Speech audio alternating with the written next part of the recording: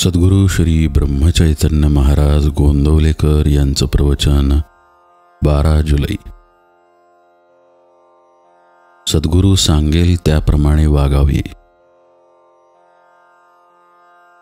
शुद्ध भावना म्हणजे मोबदला न घेण्याची किंवा फलाशा सोडण्याची इच्छा.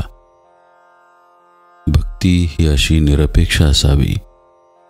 देवालये बांधली, देवांचे पूजन अर्चन केले म्हणजे भक्ती निरपेक्ष केली असे नव्हे. देवाचे करत असताना, जप करत असताना त्यापासून काही हवे आहे असे न वाटले पाहिजे. तुम्ही सर्व लोक भजन पूजन करता, परंतु हे सर्व कसे होऊन बसले आहे? जसे भांडे कुठे ठेवावे, पळीतामण कुठे ठेवावे वगैरे जे शास्त्रात लिहिलेले असते ते सर्व माणूस तोंडाने म्हणत असतो आणि करत असतो, कारण त्यामुळे त्याला कृती करणे सोपे जाते. तसे आपण देवाचे करतो, परंतु ते केवळ केले पाहिजे म्हणून, ती आपल्या घरातील एक प्रथा आहे म्हणून, आपल्याला देव आवडतो म्हणून नव्हे. एक मुलगा होता, त्याला त्याच्या वडिलांची पत्रे येत असत. तो पत्र वाची आणि देव्हाऱ्यात ठेवून देई. दुसरे पत्र आले की ते वाची आणि मागले पत्र काढून टाकी.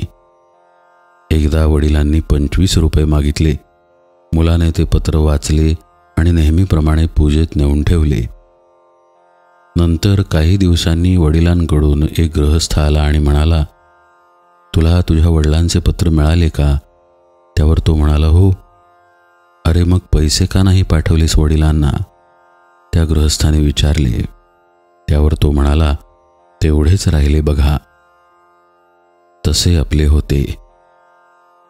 आपण कृती करतो, पूज्यभाव वगैरे ठेवतो, परंतु सद्गुरूने सांगितलेले तेवढे करीत नाही. त्यामुळेच आपली सत्कर्मे ही आपला अहंकार कमी व्हायला कारणीभूत न होता उलट अहमपणा वाढवायला मदत करतात.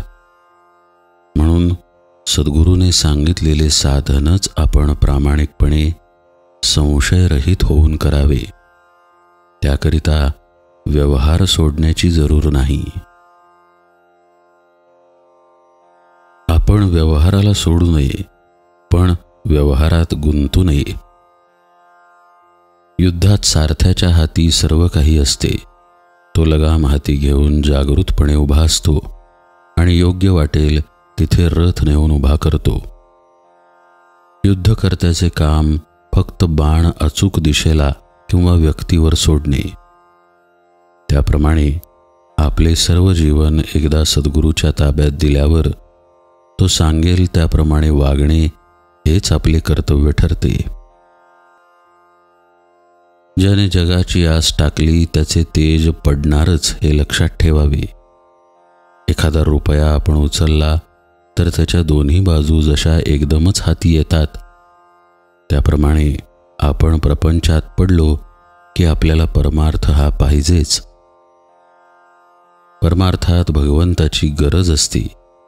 ही भगवंताची गरज सद्गुरू त्याचे नाम देऊन भागवतात.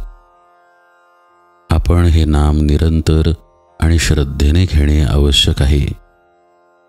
अशा रीतीने नामात अखंड राहिले तर परमार्थ साधतो, भगवंताची गरज भासते, प्रपंचात समाधान मिळते आणि जन्माला आल्याचे सार्थक होते.